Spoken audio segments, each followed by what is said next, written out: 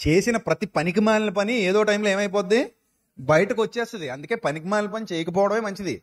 నిజానికి ఆ భర్తతో ఇబ్బంది ఉంది, నేను మా అమ్మగారింటికి పోతున్నా, నువ్వు నాకు వద్దంటే that is the best option.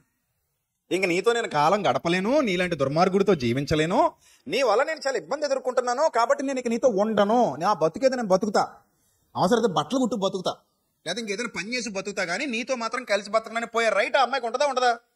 Yeah ఉంటుంది.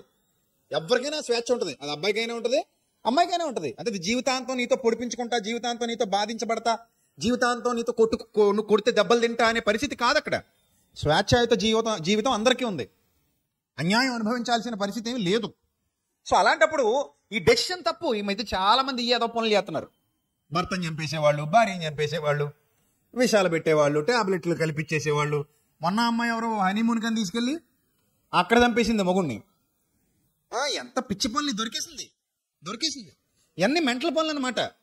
దీనికంటే బెటర్ ఏంటంటే, నాకు వద్దు నువ్వు, నేను సెపరేట్ అయిపోతున్నాను, నా బతుకేతో నేను బతుకుతాను, ఇక నీకు నాకు ఏ సంబంధం లేదంటే that is the best option అనమాట. చంపకూడదు అలాగా, కానీ దొరికిపోతారు. అలాంటి పిచ్చి పనులు చేసి ఏమైపోతారు, దొరికిపోతారు. దొరికిపోయింది.